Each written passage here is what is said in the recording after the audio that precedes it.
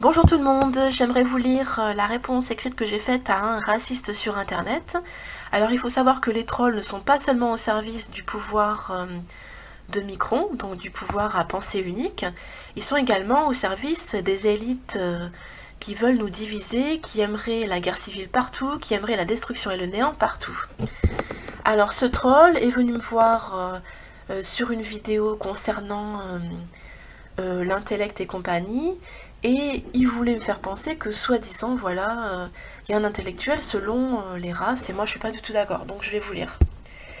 Perso, je pense ceci, nous sommes des corps énergétiques dotés d'une enveloppe corporelle matérielle dans cette vie, une âme faisant le choix entre le bien ou le mal. Parce que si on dit entre le bien et le mal, ça fait croire à la liberté du choix et à un certain libre arbitre. Alors quand on dit le bien ou le mal, on marque un changement qualitatif de direction. Donc c'est une autre qualité de direction. Et ceux qui font le choix du bien, des bonnes actions régulières, un peu tous les jours, d'un travail bienfaiteur sur soi, d'un éveil de notre conscience permettant de se défaire de toutes les étiquettes narcissiques, donc l'ego, des systèmes de croyances asservissantes, aliénantes, qui rendent esclaves, ils s'élèvent et comprennent que la vie est un don de Dieu, la vie c'est un cadeau de Dieu. À partir de là, je pense que le QI augmente avec l'éveil spirituel et l'évolution sur le chemin du bien, qui donne des ailes, peu importe le bronzage ou l'appartenance ethnico-religieuse. C'est vraiment un discours que je supporte pas parce que j'ai grandi dans une société cosmopolite. En Occident, c'est très cosmopolite. On a la possibilité, l'énorme chance de grandir avec des gens qui viennent de tous horizons, que ce soit ethniques, religieux, etc. Le mal, quant à lui, est l'expression d'un QI faible et de traumatismes psychologiques qui n'ont pas été résolus et qui enchaînent l'être dans des cercles vicieux, le dégradant et l'obligeant à involuer. Il y a évoluer et il y a involuer. Donc les psys affirment que les psychopathes, entre guillemets, ont tous subi des traumatismes monstrueux durant leur enfance ou adolescence, ce qui ne justifie pas leur acte, entre nous soit dit. Le suivi psychologique est de mise quand on va pas bien. Autant que je me souvienne, les meilleurs amis que j'ai eus viennent d'horizons les plus variés et diversifiés possibles, et mes exemples dans la vie étaient et sont des gens bien tout simplement, instruits et merveilleusement intelligents. Et peu importe leurs horizons, moi j'ai toujours eu des exemples qui venaient d'un peu partout, donc faut arrêter. Et donc qu'est-ce que c'est que l'intelligence? C'est avoir un haut QI fonctionnel, fonctionner de façon intelligente, un haut QI intellectuel, un haut QI émotionnel, savoir comprendre les émotions des autres. Bien fonctionner en société, c'est le haut QI social, bien fonctionner dans les relations, c'est-à-dire entrer en contact, pas seulement écouter les autres, mais aussi être capable de converser avec les autres sans avoir à tout prix raison. Donc c'est l'intelligence relationnelle. On dit bien que le génie est universel, peu importe l'appartenance à un certain pays, à une certaine ethnie, à une certaine religion, etc. De mon côté, j'essaie d'adopter un angle de vue le plus objectif possible, de me sortir des systèmes de pensée dont nous avons été abreuvés depuis notre plus tendre enfance, aussi anodin qu'ils puissent nous paraître à la base.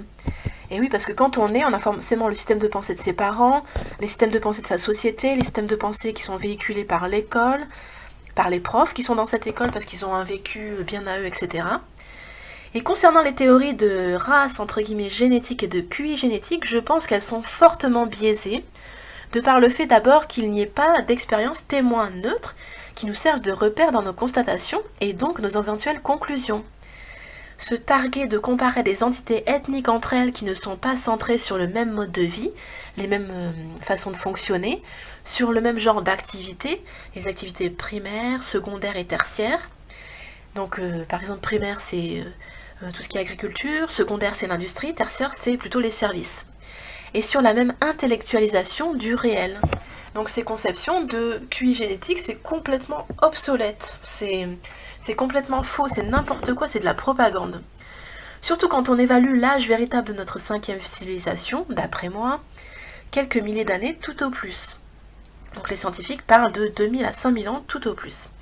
Ça fait très peu de temps pour juger entre guillemets d'un plus fort QI de certains sur d'autres.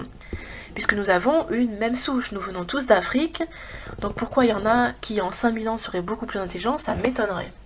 C'est plutôt qu'on les juge de façon différente et qu'ils ne sont pas comparables entre eux, c'est tout simplement ça. Pourquoi ne pas trouver un point commun à tous ces groupes d'humains, parce que nous sommes une même civilisation terrestre, pour ensuite comprendre par déduction ou abduction ce qui les fait diverger. Le reste n'est que manipulation mentale pour tenter de nous dégrader spirituellement et nous diriger vers le camp du mal, de l'involution et du néant. Donc je répète, le racisme c'est obsolète, c'est n'importe quoi. Il y a certains qui sont dans certaines zones géographiques où il fait très très chaud, il y a beaucoup de soleil donc ils bronzent beaucoup plus vite.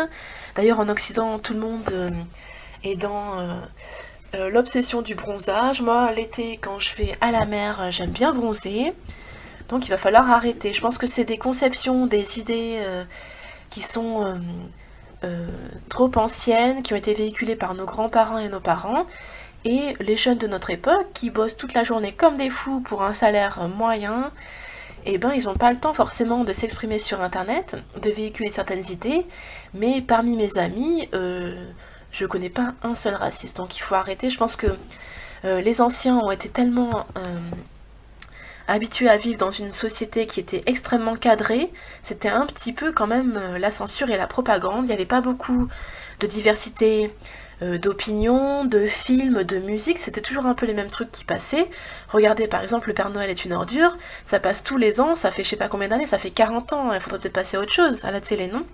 Bien que c'est un film qui est très très rigolo, ça fait partie des classiques, mais enfin, à la télé française, c'est que les mêmes films, et ça entretient le peuple dans une certaine névrose.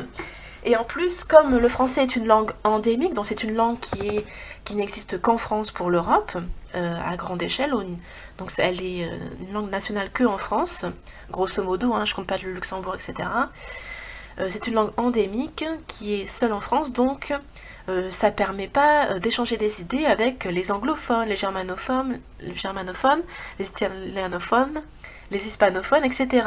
Donc c'est vraiment des carcans de pensée. Dans chaque pays d'Europe à langue endémique, à langue qui n'est présente que dans ce pays-là, il y a des carcans de pensée dont les gens ne peuvent pas se libérer. Et le rôle de libérateur va revenir à la jeunesse, je pense à la jeunesse qui étudie, ceux qui ont l'énorme chance comme moi d'aller faire des études à l'étranger pendant plusieurs années, je vous raconterai ça peut-être dans une autre vidéo. Ceux qui ont la chance de voyager un peu, ça fait énormément de bien. Ceux qui ont la chance d'avoir des amis de tous horizons différents, ils arrivent un petit peu à s'ouvrir l'esprit, à regarder le monde avec un autre angle de vue et à évoluer et à partager ces idées-là autour d'eux. Voilà, j'espère que ça vous aura plu. À plus.